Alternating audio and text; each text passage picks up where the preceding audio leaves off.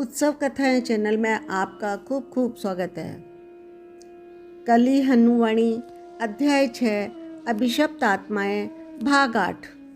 प्रार्थना में तीनों तरह की अभिशप्त आत्माओं से आपको मुक्त करने की शक्ति है। आपको किसी भी कालावधि में प्रारंभ में प्रार्थना करनी चाहिए।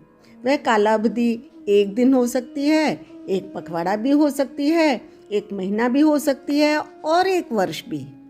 दैनिक प्रार्थना कैसे करते हैं? दिन के अंत में अपने देवता को अर्पित करने के लिए कुछ सामग्री लाते हैं। यह सामग्री पत्ते भी हो सकते हैं, फूल भी हो सकते हैं, फल भी हो सकते हैं या कुछ और जो आपने प्रेम और श्रद्धा से प्राप्त किया हो। अगले दिन सुबह अपने देवता के सामने मौन धारण करके बैठते हैं और अर्पण करते हैं।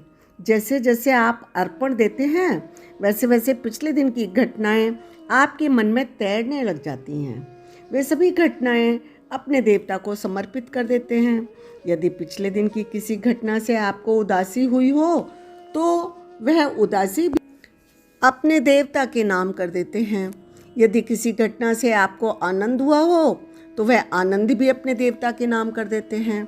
जीवन ने चाहे आपको सकारात्मक रस दिया हो या नकारात्मक रस, सब देवता के नाम कर देते हैं। जब न तो सकारात्मकता आपकी रहती है न ही नकारात्मकता, सुर और असुर दोनों के लिए आपके तन मन में डेरा डालने का कोई कारण ही नहीं रह जाता।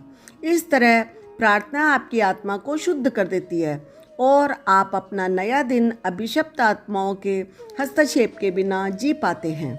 इसी तरह आप किसी भी सप्ताह के पहले अथवा किसी पखवाड़े के पहले अथवा किसी महीने के पहले अथवा किसी भी कालावधि के पहले प्रार्थना कर सकते हैं। जैसा कि आप जानते हैं कि कोई साधारण आत्मा सकारात्मकता और नकारात्मकता के उतार चढ़ाव से गुजरती रहती है। वह तब तक जन्म मरण के चक्कर में फंसी रहती है जब तक कि उसे मोक्ष नहीं मिल जाता। यदि युगों तक किसी आत्मा को मोक्ष न मिले तो क्या होगा? क्या वह अनंत काल तक मानव संसार में ही बंदी रहेगी? दूसरे शब्दों में, क्या आपकी आत्मा के पास इस संसार में विचरण के लिए अनंत समय है? नहीं। इस संसार में न केवल आपकी देह का अपितु आपकी आत्मा का भी समय सीमित है। यदि हम संसार को एक मार्ग माने तो आपके नश्वर तन रथों की तरह हैं जो इस मार्ग पर दौड़ रहे हैं। आपकी आत्मा यहाँ एक छोटी सी यात्रा का आनंद लेने के लिए आई थी, परंतु यहाँ के अनंत मार्गों में उलझ कर रह गई है। मार्ग भले ही अनंत हो, परंतु आपके पास यहाँ पर सदा के लिए रहने की अनुमति पत्र नहीं है। यदि एक रथ टूट जाता है अर्थात एक तन मर जाता है तो आप दूसरे में प्रवेश कर सकते हैं, परंतु यह सब अनंत काल तक नहीं चल सकता।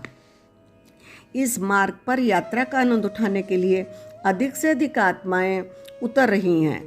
एक समय आता है जब मार्ग पर इतनी भीड़ हो जाती है कि रथों सहित मार्ग भी विनाश को प्राप्त हो जाता है। मार्ग के दाईं ओर चल रही आत्माएं अर्थात सकारात्मक कर्मों व इच्छाओं का अधिक रखने वाली आत्माएं सुर बन जाती हैं। मार्ग के बाईं ओर चल रही आत्माएं अर्थात नकारात्मक कर्मों व इच्छाओं का अधिक रखने वाली आत्माएं असुर बन जाती हैं। पुनः एक नया मार्ग उभरता है, परंतु उस पर पुराने अनुमति पत्र लागू नहीं होते। इसलिए सुर और असुर इस मार्ग पर अवैध यात्री बन जाते हैं। वे चोरी छुपे अथवा बलपूर्वक नए रथों में प्रवेश करने का प्रयास करते हैं। यदि हम मार्ग और रथों की उपमा से बाहर आकर बात करें, आपके पास इस संसार में अनंत समय नहीं है। इस संसार का विनाश होने से पहले आपको मोक्ष प्राप्त करना आवश्यक है। यदि आप ऐसा नहीं कर पाते तो आप या तो असुर बन जाएंगे या सुर बन जाएंगे। विनाश के पश्चात उभरने वाले नए संसार में भटकते रहेंगे। आप भाग्यशाली हैं कि आप तक मेरे शब्द पहुंच रहे हैं। वे आपको मोक्ष का रास्ता दिखाएंगे। अध्याय 6 समाप्त हुआ। फिर मिलेंगे अध्याय 7 के वर्णन करते समय। तब तक के लिए खुश रहें, प्रसन्न रहें। राधे राधे।